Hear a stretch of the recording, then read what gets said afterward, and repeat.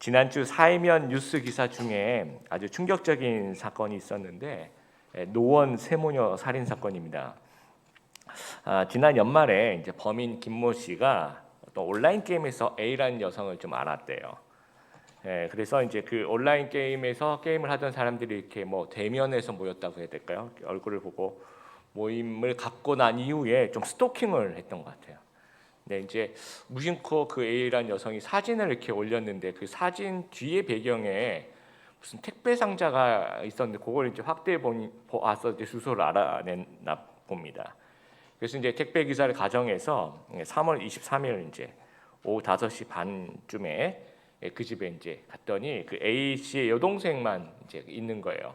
그래서 이제 그 가지고 간 흉기로 살해를 하고 5시간 동안 이제 시체와 함께 이제 같이 앉아서 5시간 뒤에 10시 반쯤 되니까 A 씨의 엄마가 또 귀가를 한 것을 또 살해를 하게 됩니다. 그리고 또 1시간 정도 더 기다리니까 A 씨가 와서 11시 반경에 그 A 씨를 그러니까 세모니를 살해를 한 거예요. 그런데 그리고 난 다음에 도망간 게 아니라 3일 동안 시체들 옆에서 밥도 먹고 뭐 맥주도 마시고 잠도 자고 그리고 이제 지내고 있었던 거예요. 그러니까 지인들이 3일 동안 자기 지인들이 안 보이니까 경찰에 신고를 한 경찰이 일단 집부터 와서 이제 두들겨서 이렇게 보니까 이제 범인이 있는 겁니다. 그래서 이제 잡은 거예요. 그래서 이제 정신 감정을 하는데 거의 뭐 제가 보기에도 이게 사이코패스입니다. 공감 능력이 이제 전혀 없는 거죠. 타인의 아픔을 전혀 느낄 수 없는 그런 종류의 사람이라는 겁니다. 예수님 당시에 그 로마 제국은 이 강대국이 약소 국가를 공격하고 빼앗고 식민지를 삼는 것이 아주 당연한 약육강식의 그런 시대를 살아가고 있었어요. 그래서 철학자들이 이제 약하면 못 살아남으니까 긍휼이라든지 자비라든지 이런 것들은 이제 영혼의 질병이다 이렇게 이제 간주를 합니다. 살아남기 위해서. 그러다 보니까 이제 분위기 자체가 약자일수록 더 난폭하고 무자비하게 대하는 거예요. 그 여성과 아이들의 인권은 무시당할 수밖에 없고 또 노예들, 그 로마 사회 전체 인구의 한 20%가 노예라고 하는데 아주 혹독하고 아주 무참하게 다루어집니다. 그래서 이제 참다 못 참아서 이제 BC 73년경에 스파르타쿠스라는 사람이 이제 검투사 출신인데요. 노예 반란을 일으킵니다. 처음에 한 70여 명 정도 시작한 노예 반란이 거의 뭐 10만 명이 넘도록 어마어마한 숫자로 늘어나고 기세를 떨치는데 그럼에도 불구하고 이제 로마 제국이 워낙 크다 보니까 이 3년 만에 이제 진압이 돼요. 진압을 하면서 6천 명 정도 십자가에 다 못 박아 죽입니다. 그 정도로 잔인하게 진압을 합니다. 그러니까 타인을 좀 긍휼히 여기지 못하는 자세는 그 우리 시대뿐만 아니라 그 인류 역사 속에도 아주 흔하게 나타나는 그런 현상입니다. 그런데 예수님께서 오늘 본문에 긍휼히 여기는 자라는 말을 하고 계십니다. 개역개정의 긍휼히 여기는 자, 쉬운 성경은 자비로운 사람 이렇게 얘기하고 있습니다. 뭐 영어 성경에는 mercy라는 단어를 쓰고 있고 이 단어 자체가 굉장히 포괄적인 단어예요. 여러분 구약 성경에 이제 히브리어로 헤세드라고 하는데 이거는 하나님의 자비로우심, 인애, 사랑 굉장히 포괄적인 단어이고 신약 성경에도 이제 헬라어 엘레오스라고 쓰이는 이 단어도 이제 긍휼이라든지 자비라든지 연민이라든지 그러니까 한마디로 불쌍히 여기는 거예요. 그래서 메시지 성경에는 남을 돌보는 너희는 불쌍히 여기니까 돌보는 거죠. 돌보는 너희는 복이 있다라고 얘기를 합니다. 예수님 시대 그 로마 제국의 시대를 살아가고 있는데 약육강식이라든지 이제 긍휼 없음이 미덕인 그런 사회 속에 살고 있는데 정반대로 긍휼을 베풀면서 사는 것이 복이 있다, 행복하다라고 말씀하신다는 거죠. 왜 그런지 한 3가지 정도를 좀 한번 생각해 보도록 하겠습니다. 첫 번째, 하나님은 긍휼의 하나님이시며 우리도 그렇게 되기를 원하시기에 긍휼히 여기는 자가 되자라는 겁니다. 시편 145편 8절 보면 우리 주일 설교 노트에도 있죠. 여러분 한번 보시고요. 같이 한번 읽어보겠습니다. 여호와는 은혜로우시며 자비하시고 노하기를 천천히 하시며 사랑이 풍성하시다. 예레미야 애가 같이 읽겠습니다. 여호와의 사랑은 한결같고 여호와의 자비는 끝이 없다. 그래서 에베소서 2장 4절에 아예 그냥 정확하게 얘기합니다. 긍휼에 풍성하신 하나님이라고 얘기해요. 그러니까 하나님은 속성 자체가 이 긍휼의 하나님이라는 겁니다. 그런데 그 긍휼의 하나님께서 그의 백성인 우리 성도들도 긍휼의 사람이 좀 되라고 얘기를 하시는 거예요. 누가복음 6장 36절 같이 읽겠습니다. 너희 아버지의 자비로우신 같이 너희도 자비로운 자가 되라. 누가복음 10장 37절에도 보면 이 선한 사마리아 비유가 나와요. 그래서 물어봅니다. 예수님이 누가 강도 만난 자의 이웃이냐라고 물어봐요. 그러니까 이제 율법학자가 얘기를 합니다. 그에게 자비를 베풀어 준 사람입니다라고 대답을 하니까 예수님께서 뭐라고 얘기하시냐면 가서 똑같이 하라는 거예요. 가서 너도 똑같이 하라는 거예요. 그러니까 하나님의 긍휼하심을 본받아서 너희도 긍휼한 사람, 자비로운 사람 되라는 겁니다. 7절에 보면 이제 원어로 보면요, 정관사와 형용사가 같이 나와요. 더 멀시풀.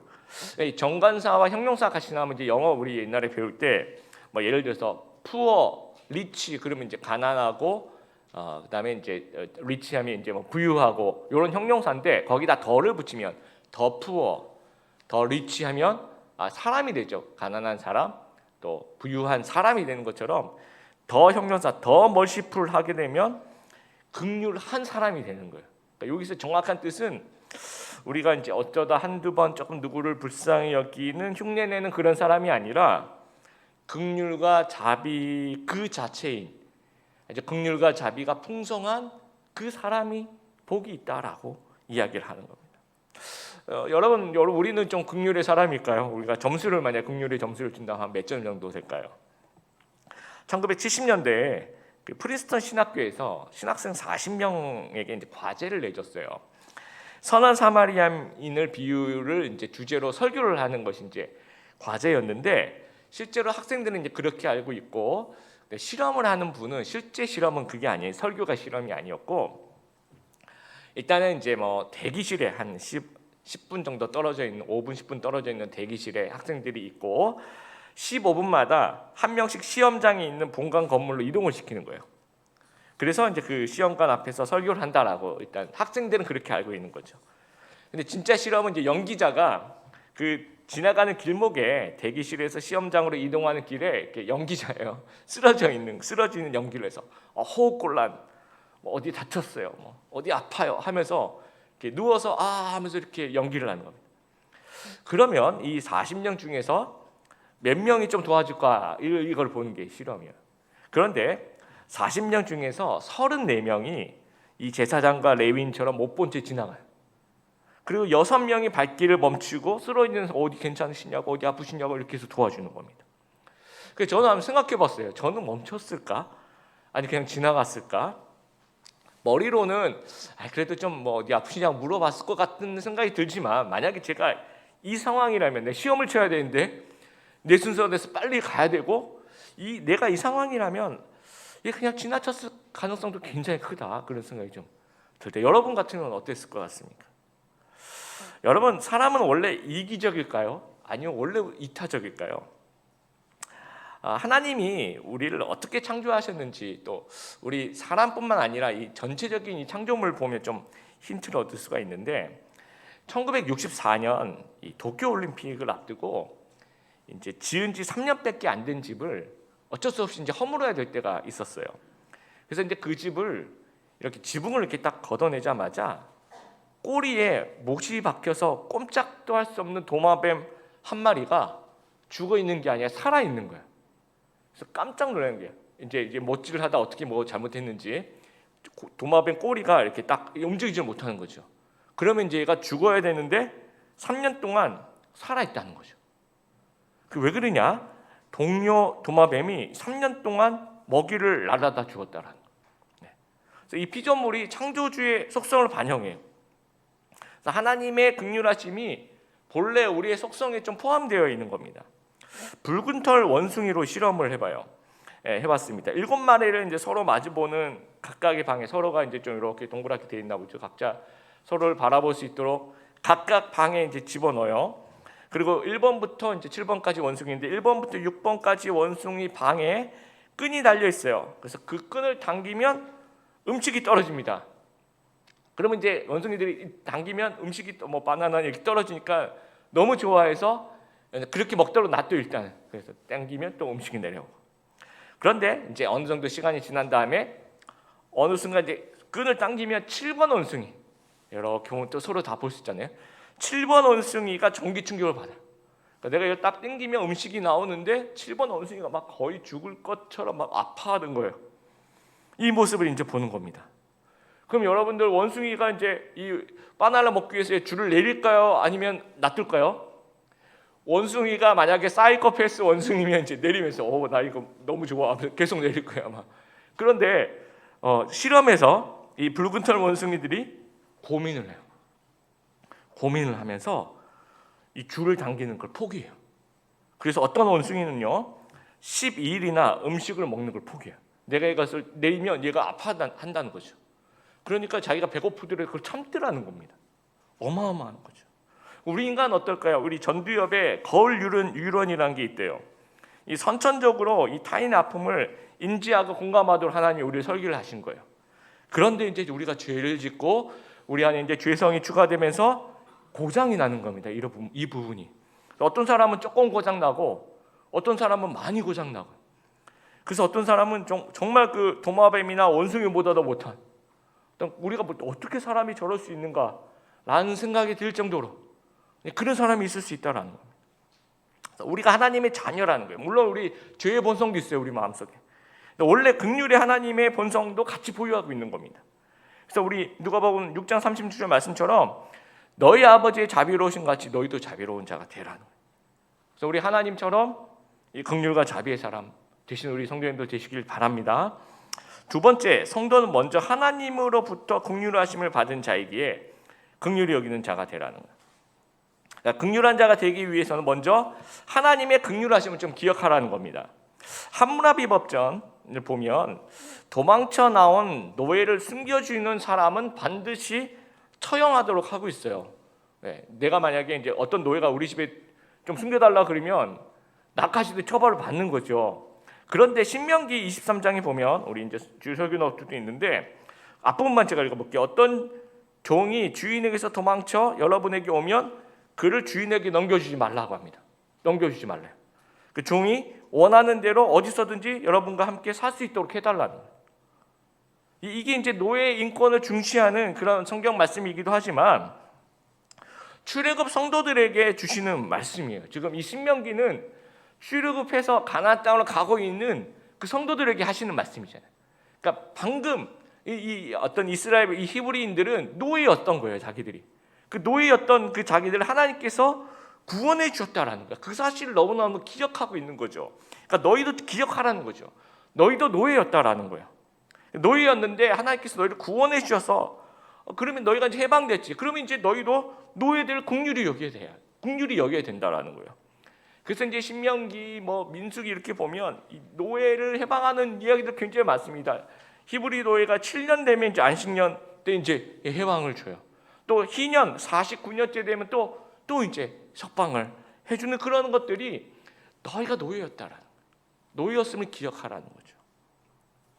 마태복음 18장에 보면 1만 달란트 빚진 자와 100달란트 빚진 자가 나옵니다. 이 달란트 하나가 얼마나 굉장히 여러 가지 학설이 있지만 하여튼 굉장히 큰 돈이에요. 1만 달란트라면 우리가 정말 상상할 수 없는 그런 큰 돈입니다. 그러니까 이제 주인이 이거는 네가 못 갚겠다. 내가 그래 탕감해 줄게 하면서 그 1만 달란트 빚진 자가 주인에게 이제 탕감을 받아요. 그리고 근데 집으로 가는데 보니까 나한테 100달란트 빚진 자가 있는 거예요. 그러면 얘 멱살을 잡고 얘 감옥에 이제 끌고 가는 겁니다.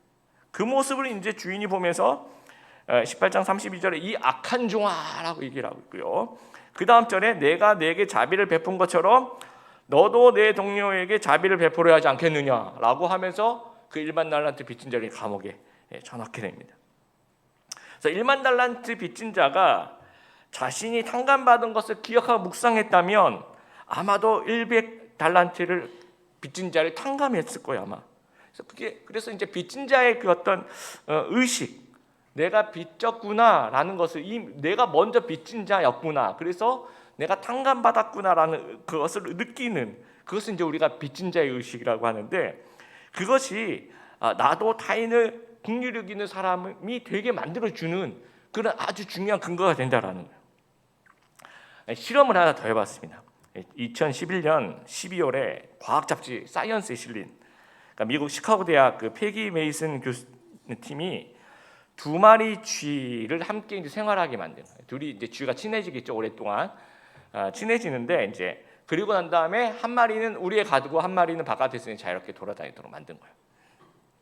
근데 이제 그 바깥에서 돌아다니는 쥐는 잠금 장치를 누르면 이 안에 있는 쥐를 풀어줄 수가 있어요. 네, 그러면 이제 이 자유로운 쥐는 우리의 갇힌 쥐를 이제 꺼내주려고 하고 있어요. 근데 그 순간에 이제 딱 꺼내주려고 할 때 그 옆에 먹음직스러운 먹이를 이렇게 딱 주는 거예요. 뭐 쥐가 뭘 좋아하나요? 치즈? 뭐 하여튼 뭐 아주 먹음직스러운 먹이를 딱 주는 겁니다. 그러면 이제 이 쥐는 먼저 얘를 풀어주고 그렇게 하는지 아니면 동료는 관심 없고 먹이를 먹는지를 보는 겁니다. 근데 한 50%가 한 반 정도가 먹이를 포기하고 동료를 구하는 거예요. 근데 이 실험은 이게 끝이 아니에요. 그러면 뭐냐면 이제 반대로 갇힌 쥐가 있잖아요. 갇힌 쥐. 얘랑 또 이 자유롭게 돌아다니는 일을 바꿔요. 그러니까 갇힌 쥐가 자기가 갇혀 있었잖아요. 우리에 나와서 이제 이걸 누르면 풀어줄 수 있는 거예요. 똑같이 이제 입장이 바뀌었죠, 그렇죠? 그러면 이제 먹이가 딱 이제 이 동료를 구해주려고 하는 순간에 먹이가 딱 떨어져요. 그럼 아까 50%가 동료를 구했죠. 그런데 입장을 바꿔 내가 이제 갇혀본 사람은요, 갇혀본 쥐는 80%가 먹이를 포기하고 동료를 구하더라는 거예요.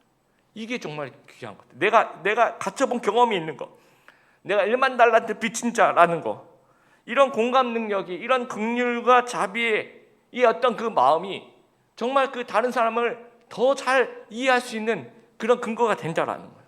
근데 그렇지 않으면 우리는 정말 쥐만도 못한 그런 인생이 될 수밖에 없다라는 거예요.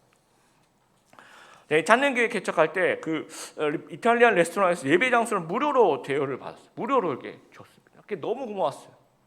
그래서 정말 그 하나님의 일을 위해서 우리 공감토에서도 누군가 좀 빌려달라 그러면 저희가 이제 일반적인 뭐 다른 어떤 모임이 있다 그러면 시간당 2만 원씩 이렇게 빌려주는데 하나님의 일을 하면 내가 정말 무료로 빌려주겠다. 그런데 정말 그 코로나 이전입니다. 코로나 이전에 뭐 우리 그 옆에 있는 캠퍼스들이 있어요. 뭐 숭이여대에서도 예배드리고 싶다 그러고 빌려드렸어요.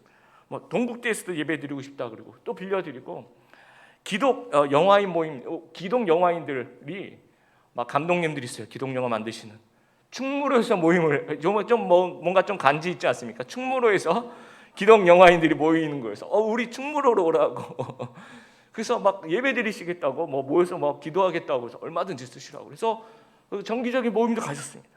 그 당시에 그 부목사님들이 시간당 2만 원씩 받아야 됩니다. 그렇게 얘기하신 분들도 있었어요. 그래서 제가 안 된다 그랬어요. 하나님의 일을 위해서 쓰시는 거 다른 뭐 일반적인 거면 우리가 대여를 받겠지만 여기서 예배드리겠다는데 우리 절대로 받지 말자라고. 그게 왜냐하면 제가 이제 그걸 받아봤으니까 제가 그런 어떤 은혜를 받아봤으니까 그게 이제 마음속에 진하게 남아 있는 것 같아요. 우리는 이제 그런 저도 마찬가지고 우리 살면서 내가 긍휼을 베풀어봤자 이 사람 정말 이 검은 머리 검은 짐승은 거두면 안 돼 이런 어떤 마음이 있잖아요, 그렇죠? 근데 하나님이 우리를 불쌍히셨다 이렇게 생각해 보면 좀 저희 마음이 좀 이 긍휼의 사람이 되는 어떤 그런 근거가 되는 것 같아요. 하나님이 나를 구원해 주시고 죄를 용서해 주시고 수많은 은혜를 베풀어 주시고 수없이 저희들이 죄가 또 말썽 부리고 하나님 앞에 배신하고 그럴 때 만약에 하나님이 나를 중간에 포기하셨다면 오늘의 우리는 없을 수 있다라는 겁니다. 그래서 내가 긍휼 받았다. 그것을 우리가 기억하면서 자비를 베푸는 사람, 긍휼을 베푼 사람 다 되시기를 주님의 이름으로 축복합니다. 세 번째, 긍휼히 여길 때 선한 일이 일어나기에 긍휼히 여긴 자가 되자라는 거예요. 여러분 긍휼히 여기면 참 선한 일이 일어나더라고요. 예수님께서 오병이어 사건 여러분 다 아시죠? 근데 그게 한 번만 있었던 게 아니에요. 마태복음 보면 이제 나중에 우리 또 살펴보겠지만 두 번 그러니까 성경이 두 번 기록했지만 저는 뭐 세 번, 네 번도 있었을 거라고 생각합니다. 우리가 잘 아는 마태복음 14장 사람들이 막 모여들어요. 그래서 예수님이 거기 이제 분명히 뭐라고 되어 있냐면 불쌍히 여기사 예수께서 그 무리를 불쌍히 여기사 그러면서 기적이 일어나요. 떡 5개와 보리떡 5개와 물고기 2마리로 5,000명을 먹이고 12바구니가 남아요. 그리고 바로 그 다음 장에 마태복음 15장에 보면 또 무리들이 모여듭니다. 그럼 예수님이 또 불쌍히 여겨요. 불쌍히 여긴다는 말이 이게 기록이 돼 있어요. 그래서 7병이요. 이거는 떡 7개와 물고기 2마리로 4,000명을 먹이고 7바구니가 남습니다. 그러니까 예수님이 불쌍히 여기실 때마다 기적과 선한 일이 일어나더라는 거예요. 제가 요즘에 그 서울로회에서 저희 남부시찰에서 시찰 그 서기를 맡고 있습니다. 심부름꾼, 서기가 심부름꾼인데 저희 그 노회 시찰에 계시다가 강원도로 이제 그 담임 목사님으로 나가신 목사님이 한 분 계세요. 근데 저희가 그 전체 그 저희 시찰 목사님들 중에서 한 3분의 1 정도는 알고 나머지 3분의 1은 잘 몰라요. 이게 가신 지 좀 돼서 한 1년 2년. 저는 한 번 본 것 같은데 기억이 잘 안 나. 한 번 뵌 것 같은데 잘 모르는 분인데 이제 시찰회의를 하는데 화상으로 저희 했어요. 화상으로 시찰회의를 하는데 강력하게 그 연세 많으신 목사님들이 우리 목사님 강원도로 담임 목회에 가셨는데 우리가 한 사람당 10,000원 또는 20,000원씩 경조비를 받아서 화분을 사가지고 좀 보내줘야 된다고 강력하게 얘기하시는 거예요. 근데 속으로 제가 그때 우리 부목사님들 마음을 좀 알겠어요. 막 담임 목사님이 일 시키고 그러면 또 이 일을 부목사님이 다 해야 되잖아요. 그래서 이 연세 많은 목사님들이 이걸 하면 또 이걸 내가 다 해야 되는 거거든요. 그래서 아니 이렇게 가셨는데 굳이 그 화분 그렇게 많이 받으실 텐데 그걸 왜 하나? 뭐 그렇게 속으로 참. 그런데 이제 강력하게 얘기하시니까 알겠습니다 하면서 이제 10,000원씩 제 계좌로 보내주세요 그랬는데 정말 이렇게 10,000원, 20,000원씩 보내주시는데 처음에 그래서 한 10만 원 정도 모이면 그걸 화분을 보내드려야 되겠다 생각했는데 37만 원이 들었어요. 와, 그래서 그 10만 원은 이제 화분, 나머지 27만 원은 그 계좌 번호 달라고 그래서 해서 그분한테 또 계좌로 다 이제 보내드렸습니다. 그리고 난 다음에 그러니까 저는 이제 일이었는데 나중에 감사하다고 그 목사님이 이제 그 화분이 도착했다. 요즘에 전화 한 통으로 전국으로 이제 화분이 이제 배달이 되더라고요. 잘 받았다고 사진 한 장을 저한테 보내왔는데 제가 그 사진을 보면서 아주 막 가슴이 찡했습니다. 그러니까 저는 예상했던 게 담임 목사님 위임하시는 거니까 막 이렇게 막 꽃들 쫙 이렇게 있고 막 그래서 이제 우리 화분은 이렇게 큰 화분이 아니었거든요. 조그만 화분 이렇게 10만 원짜리는 그렇게 크지 않더라고요. 그래서 이제 해봤자 이게 눈에 보일까? 그래도 뭐 우리는 보냈으니까 이렇게 생각했는데 그 사진 보내온 사진에는 강대상에 이 앞에 아무것도 없고 이 조그만 화분이 딱 하나예요. 그 사진을 딱 보는 순간 가슴이 찡한 거예요. 그러니까 우리 할아버지 목사님들이 왜 이걸 보내자고 했는지 이제 알겠더라고요. 이제 코로나 시절이기도 하고 뭔가 이렇게 위임을 뭐 축복하고 이제 그런 시대가 지금 현실적으로 막 모이고 그런 시대가 아니잖아요. 그러니까 누구도 이제 잘 안 챙겨주는 그런 시기인데 이게 이제 이 목사님에게는 아주 큰 위로가 됐을 거야 아마. 정말 아무것도 없는데 그 화분 하나가 다 이렇게 강대상 앞에 있더라. 얼마나 외로우셨을까. 또 우리 이 진짜 이 조그만 이 화분이 얼마나 큰 힘이 되었을까. 그 생각을 하면서 제가 투덜투덜하면서 이렇게 섬겼는데 너무 정말 찡한 그런 마음이 있었습니다. 지난주에 저희가 부활절 절기연금을 했어요. 평소에 저는 제 목회 철학은 그렇습니다. 우리가 교회를 정말 그 헌금이라는 거 정말 하나님께 기뻐하는 마음으로 11조만 우리 성도들이 제대로 11조만 온전한 11조를 하나님께 드리면 교회 재정은 큰 걱정 없다. 저는 늘 그렇게 생각해요. 그래서 우리 드림의교회 성도들이 11조 열심히 하시는 성도님들 되시고 그 11조 한다는 얘기는 하나님 복을 주신다는 얘기예요. 우리 청년들 중에 그런 기도죠. 저 11조 좀 하고 싶어요. 집에서 좀 쉬고 있는데 좀 취직해서 11조 좀 하고 이거 축복입니다, 여러분. 그래서 저는 이게 절기연금은 그렇게 좀 크게 이렇게 생각하지 않거든요. 그래서 다른 교회들 보면 뭐 신년헌금, 맥주헌금 뭐 되게 많아요. 근데 저희 교회는 딱 3개예요. 저는 부활절, 추수감사절, 성탄절. 그것도 이제 그렇게 예산 그렇게 많이 그렇게 신경은 별로 안 쓰는. 이번에 우리가 고려인 교회를 돕기 위해서 저희가 이제 그 목사님 오셔서 설교도 하고, 그러니까 우리 성도님들이 이제 마음에 불쌍한 이렇게 얘기하면 좀 신뢰가 되겠지만 긍휼히 여기는 마음, 자비로운 마음들이 하나님이 그런 마음을 주신 것 같아요. 그래서 이 헌금이 거의 570만 원 정도 지금 들어왔습니다. 이게 여러분 570만 원이라면 별 감동이 없으시네요 지금. 예, 저희가 작년에 한 해 동안 절기연금 총액이 630만 원 정도 돼요. 그 총액이 거의 한 번에 다 들어온 건 셈이에요 지금. 예, 여러분 막 억대 이렇게 만지시니까 지금 500만 원 정도면 뭐 지금 별로 감동이 없으시죠? 저는 깜짝 놀랐어요. 제가 큰 감동을 받았습니다. 저는.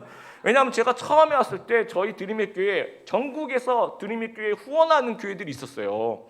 그 교회들이 다 후원금 합치면 500만 원 정도가 매달 후원금이 들어왔어요. 물론 제가 이 담임 목사 바뀌자마자 싹 없어졌습니다.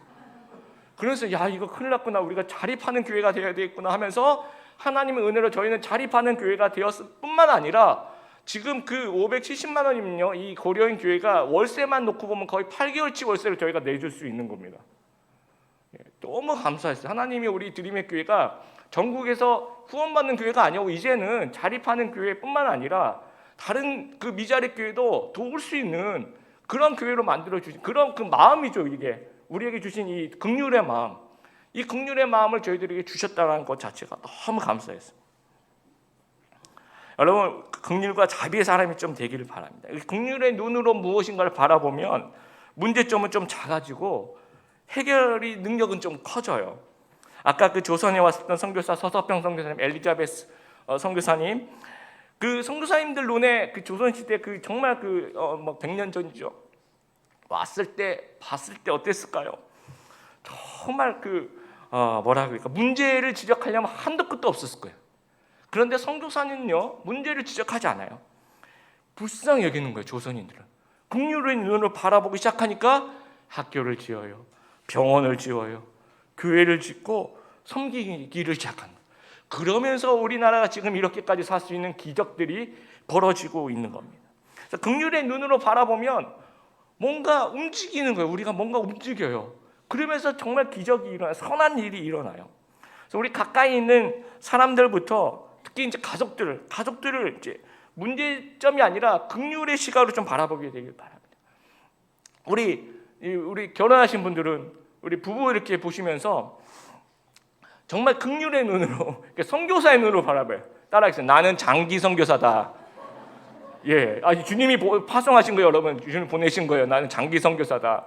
예, 단기 선교 하시면 안 돼요. 장기 선교사다. 또 자녀들, 또 지인들 바라보면서 나는 정말 이 긍휼의 눈으로 바라보는 거죠. 그러면 이 마음속에 하나님 무슨 마음을 주세요. 그럼 우리를 뭔가 움직이게 만드는 거예요. 드림의 교회도 여러분 좀 드림의 교회를 불쌍히 여기시는 분들 되시길 바랍니다. 여러분, 요구하는 사람들이 많은 교회는 그렇게 건강한 교회가 아니에요. 근데 자기가 섬기는 교회를 불쌍히 여기는 사람이 많을수록 좋은 교회예요. 왜냐하면 교회를 불쌍히 여긴다고 해서 막 이렇게 아래로 낮게 여긴다 그런 뜻이 아니라 이 사랑과 자비와 연민의 다른 표현이잖아요. 그러면 이 마음속에 뭔가 하나님 주시는 마음이 있어요. 뭔가 움직여요. 그래서 교회가 정말 선한 일들이 일어나요. 그래서 여러분, 이 드림의 교회를 위해서 기도하시는 여러분 되시길, 또 불쌍히 여기면서 하나님이 주시는 마음으로 움직이시는 귀한 여러분 되시길 바랍니다. 또 우리 잃어버린 영혼을 좀 불쌍히 여기게 되길 바라요. 예수님 없는 인생, 인생 예수님이 없구나, 너무 불쌍하구나, 이 마음이 좀 있어야 돼요. 그래야지 이게 이제 움직이게 됩니다. 근데 너는 너 집도 뭐 강남에 집이 있어, 좋겠다. 이게 다른 어떤 세상적인 눈으로 보면 뭔가 이 불쌍하지가 않아요. 근데 영혼의 눈으로 바라보면 예수님 없는 인생이구나. 어떻게 예수님이 없지? 너무 불쌍하구나.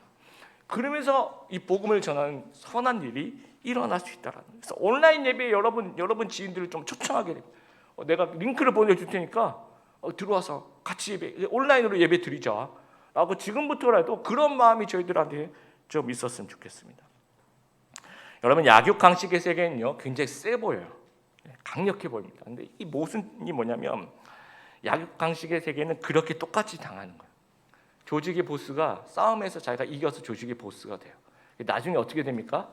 자기 밑에 있는 사람이 자기와 싸워서 또 이렇게 물러나는 거예요. 1인자 맹수가 싸움에서 1인자 맹수가 되지만 나중에 나이 들고 늙으면 다시 젊은 이 맹수들에 의해서 쫓겨나게 돼요. 하나님의 은혜를 망각하면 이런 것 같아요. 내가 하나님의 은혜를 까먹어요. 망각해요. 그럼 안 베풀죠. 그러면 나도 긍휼히 여김을 못 받는 거예요. 복이 없는 인생이란. 근데 이게 긍휼은 선순환이 되는 겁니다. 하나님의 긍휼하심을 기억해요. 그리고 우리가 또 긍휼을 베풀어요. 그럼 또 누군가 또 나에게 또 긍휼을 또 베풀어요. 이런 어떤 선한 일들과 기적과 이 축복과 행복의 일들이 계속해서 선순환해서 일어나게 된다라는 것. 말씀을 마무리합니다. 우리 영국 신학자 톰 라이트가 팔복을 요약하면서 이런 얘기를 합니다. 하나님이 약속하신 미래 방식으로 현재를 살라라는 거예요. 팔복은 그거예요. 하나님이 약속하신 미래 방식인데 지금 현재를 그렇게 살아가야 된다. 그래서 우리 마음이 가난한 자, 우리 얘기했죠, 그렇죠? 가난한 자 되고, 또 슬퍼하는 자가 되고, 또 온유한 사람이 되고, 또 의에 줄이고 목마른 사람이 되고, 또 오늘 말씀하신 것처럼 긍휼한 사람이 되는, 긍휼하신 하나님을 닮은 사람, 이타적인 사람 다 되시길 바라고, 또 하나님께 빚진 것을 잊어버리지 않는 사람 되기를 바라고, 또 야만적인 사람이 아니라 공감적인 사람, 또 죽이는 사람이 아니라 살리는 사람 다 되시기를 주님의 이름으로 축복합니다.